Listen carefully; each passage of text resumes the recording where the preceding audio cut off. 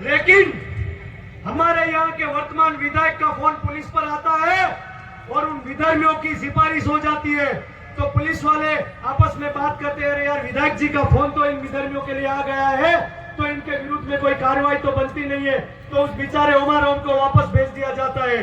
अगर पुलिस ने उस उमाराम की शिकायत दर्ज कर ली होती और इन विधर्मियों को जेल में भर दिया होता तो आज उसकी इतनी निर्मम हत्या नहीं होती। तो इसके पीछे चाहे आप मानो या ना मानो मौजूदा विधायक का हाथ है। मैं पिछले दिनों भी यहाँ चुनाव प्रचार में आया था, घुमा था, मेरे मित्रों से मिला था, मैंने यहाँ की हकीकत जानने की कोशिश की, तो मेरे कई युवा मित्रों ने बताया। मैंने कहा क्या पिछले 5 सालों में यहाँ कुछ काम हुआ है?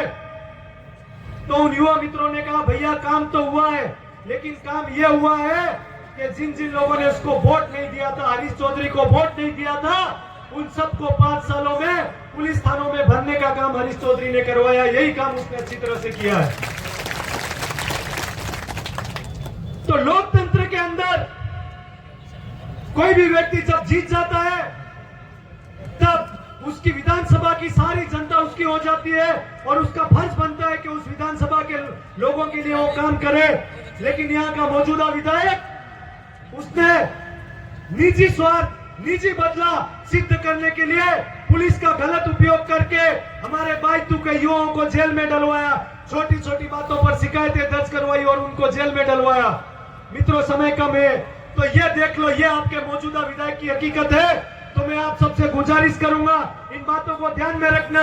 जो 5 साल उसने आपके बच्चों को जेल डलवाया, आप लोगों को परेशान किया, उस परेशानी का बदला लेने का समय अब आ गया है और उसका बदला मुझे पता है, मुझे विश्वास है आप लेंगे।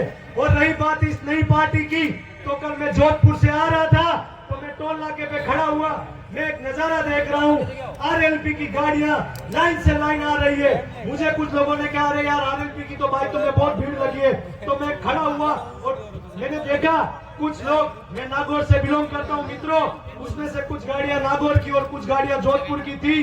तो मेरे परिचय लोग वहां मिले, तो मैंने कहा भैया कहाँ से आ रहे हो? तो उन्होंने कहा हम बाइतू से आ रहे। मैंने कहा अरे बाइतू के नामांकन में आप लोग?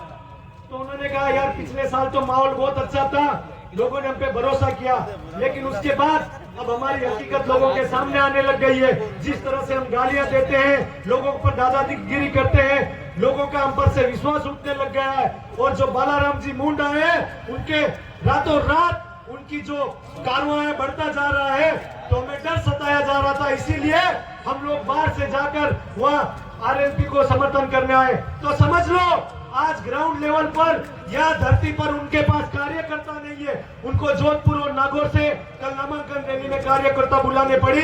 ये बुरी हालत वो हमारे विरोधी पार्टियों की है।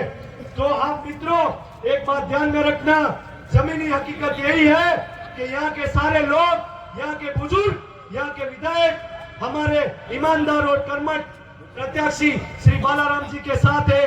और मैं आपसे यहाँ के सभी युवाओं, माताओं, बुजुर्गों से ज्यादा कुछ नहीं कहूंगा, इतना ही कहूंगा, हमारे ईमानदार और कर्मठ भाजपा के विधायक प्रत्याशी श्री बालाराम जी मुंड को वोट देकर कमल का बटन दबाकर विजय बनाए और हमारे धर्म को मजबूत करे।